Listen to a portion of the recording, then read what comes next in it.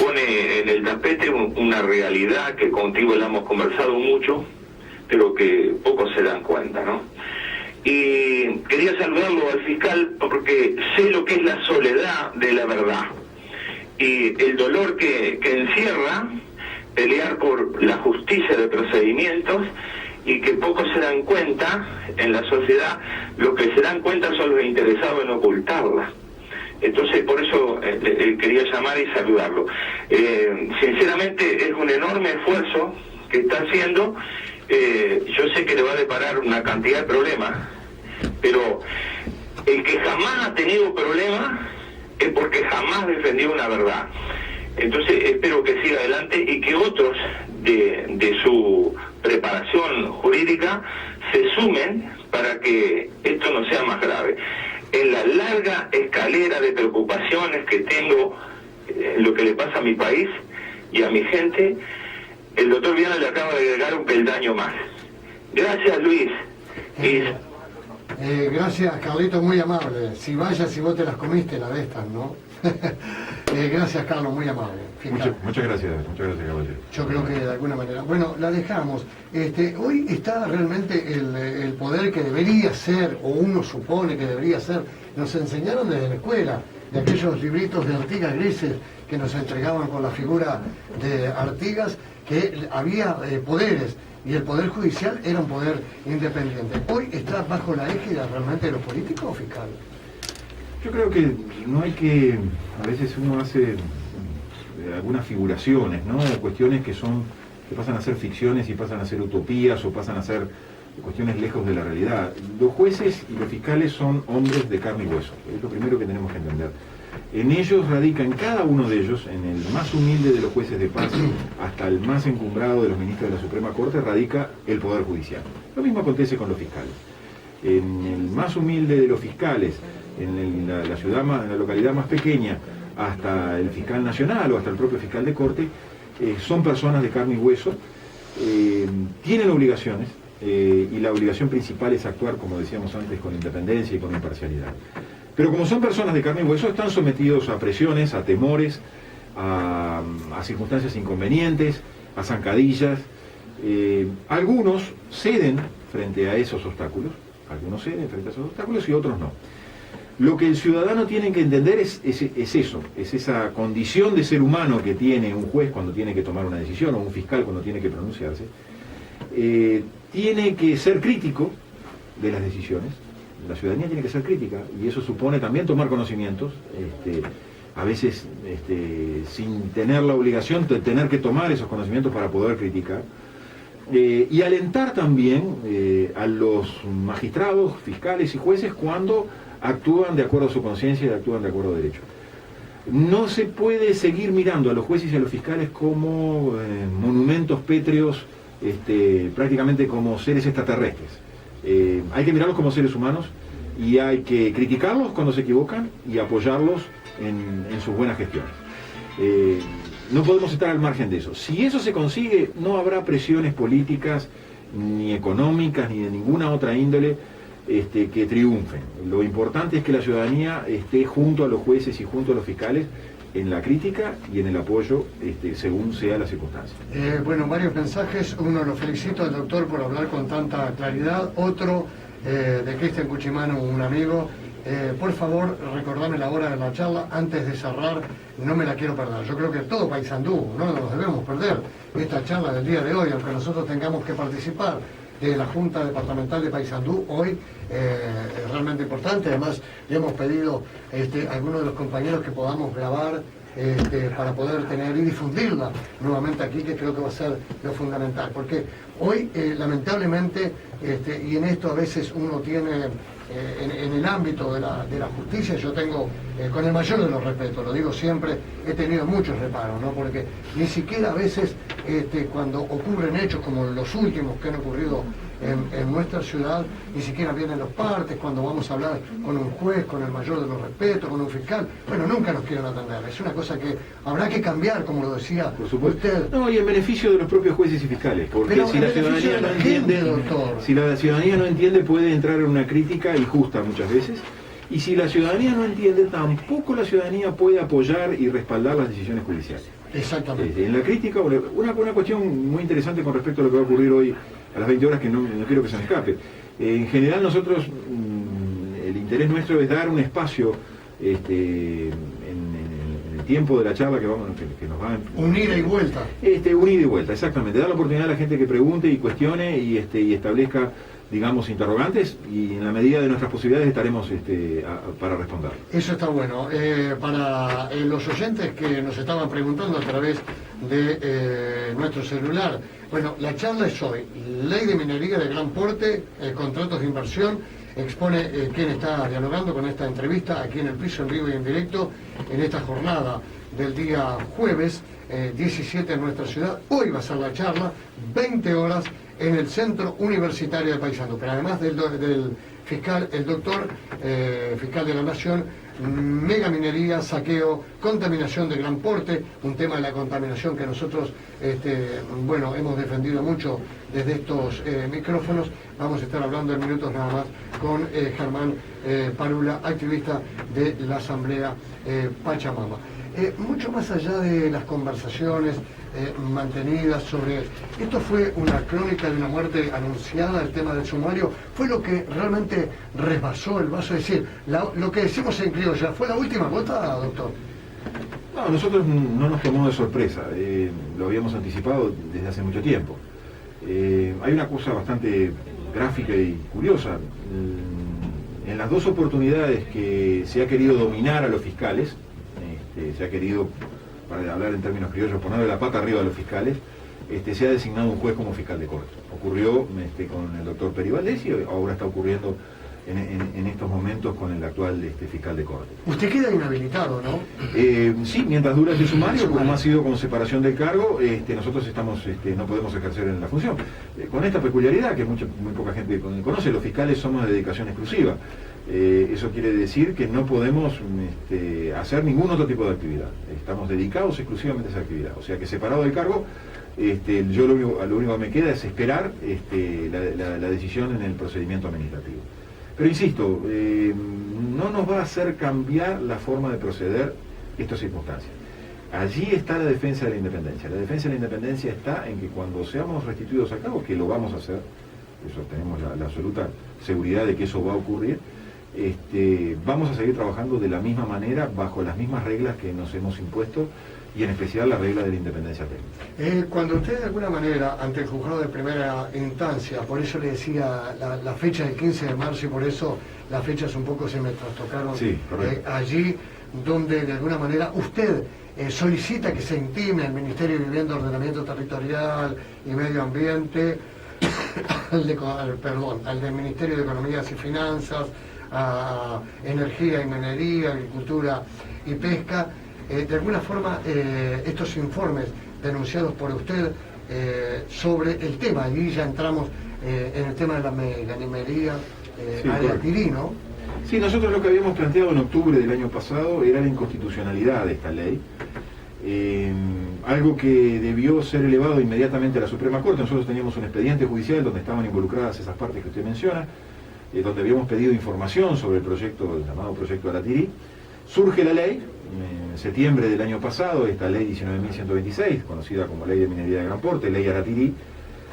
Nosotros planteamos la inconstitucionalidad en octubre, y lo que debió haber ocurrido en una semana, que era que la juez interviniente del caso elevara el expediente a la consideración de la Corte, demoró 8 meses.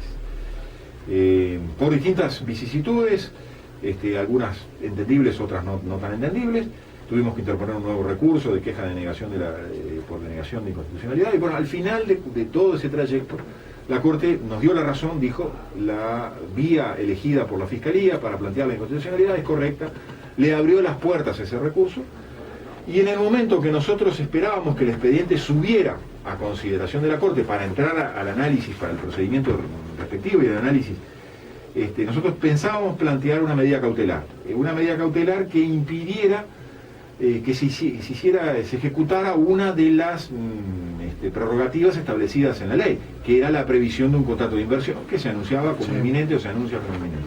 Nosotros pretendíamos que ese contrato no se firmara hasta tanto hubiera una decisión de la Suprema Corte de Justicia. Con la separación del cargo se impidió que nosotros pudiéramos proceder de esa manera, presentando ese escrito. Y bueno, ese es el panorama actualmente. ¿Tiene impactos realmente significativos, ambientales, negativos, que son imprevisibles, según nos ha dicho el propio Víctor Bacheta, y que señala realmente las actuales actividades de prospección de esta minería a cielo abierto? Sí, yo creo que Germán está en mejores condiciones de contestar con mayor puntillosidad estos temas. Yo lo único que digo es lo siguiente, para resumirlo en pocas palabras.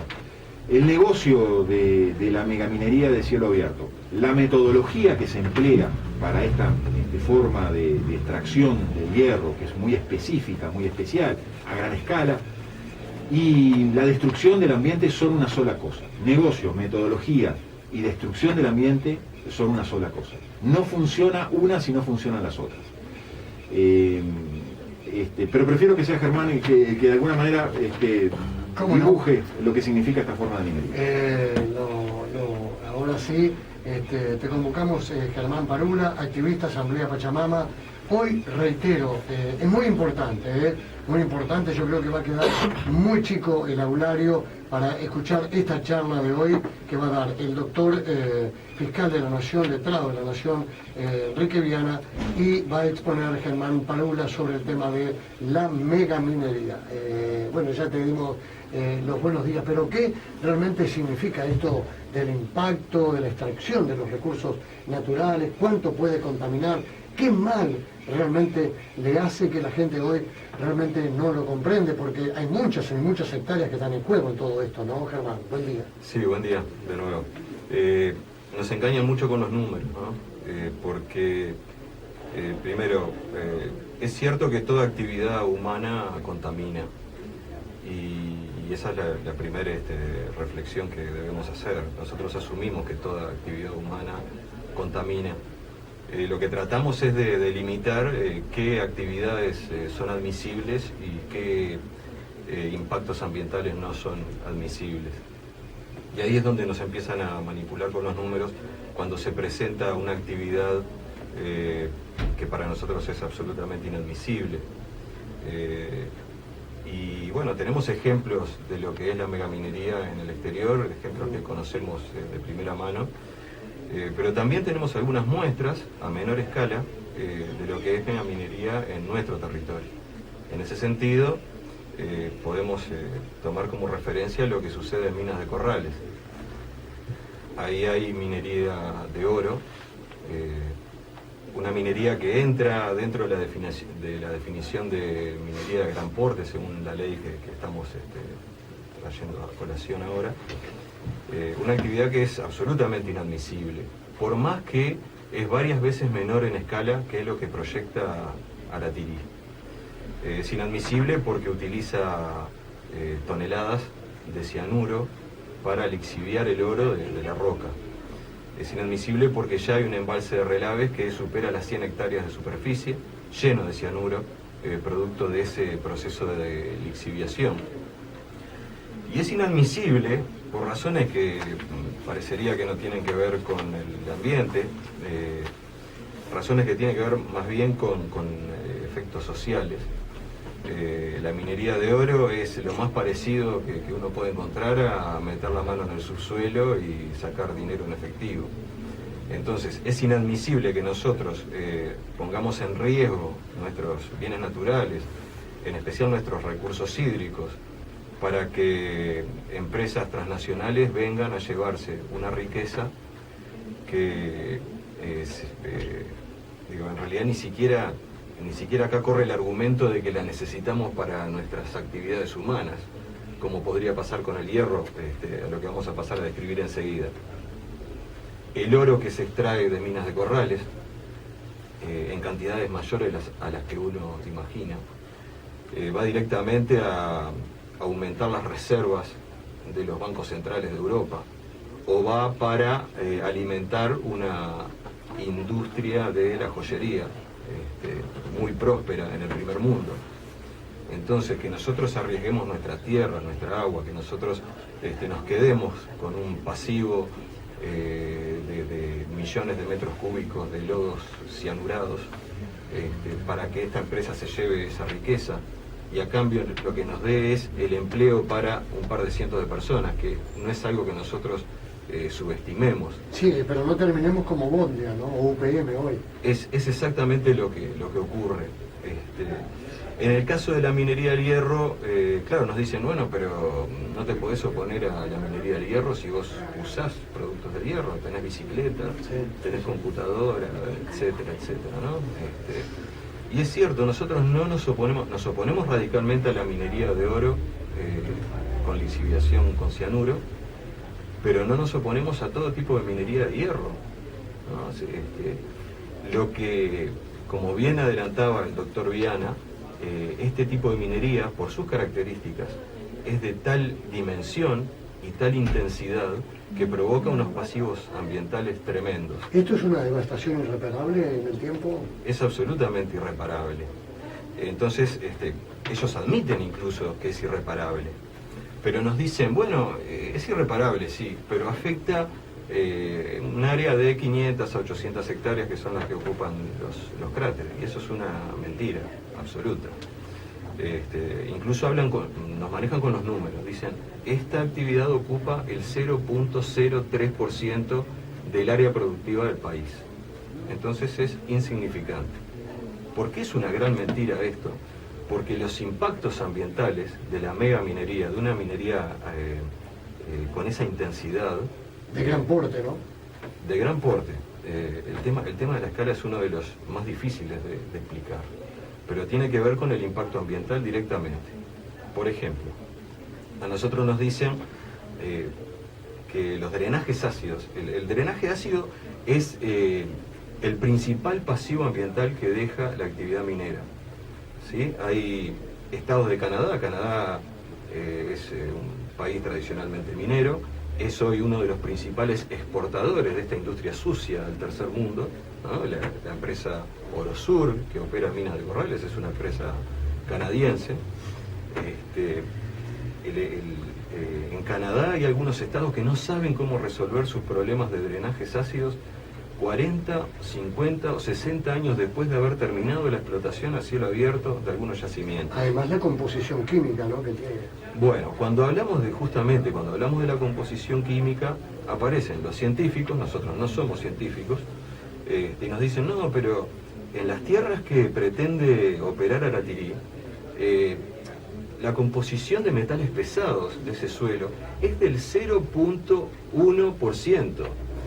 Entonces, claro, uno ve un 0.1% y sí, parece un número insignificante.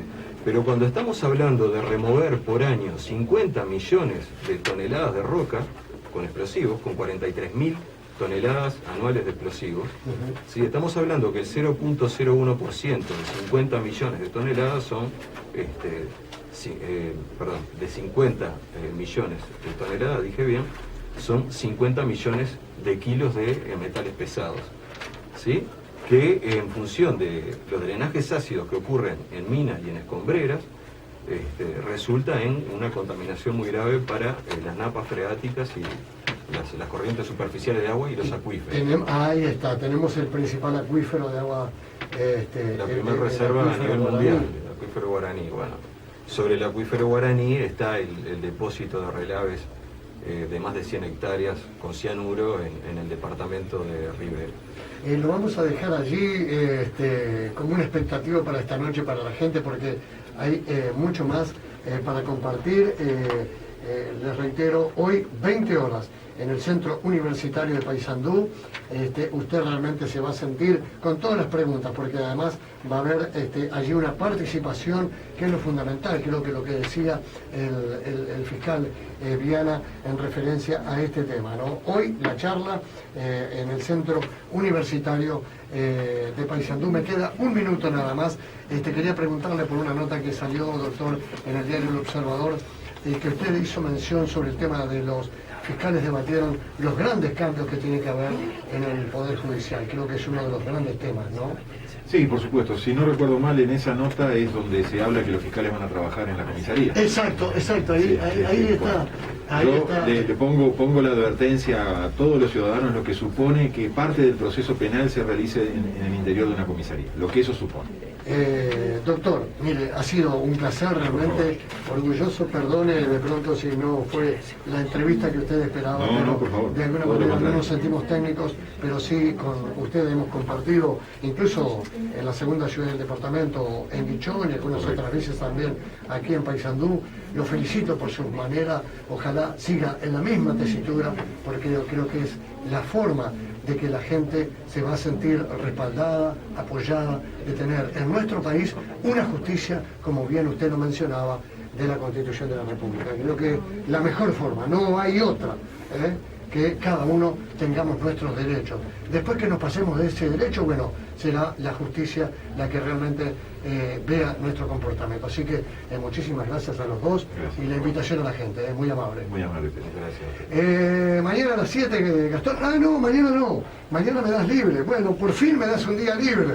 Gracias. Mañana nos tomamos libre, pero volvemos el próximo sábado con 4 horas de programa, con el periodístico que hace 37 años, que marca a lo largo y a lo ancho de nuestro país, en Radio Felicidad.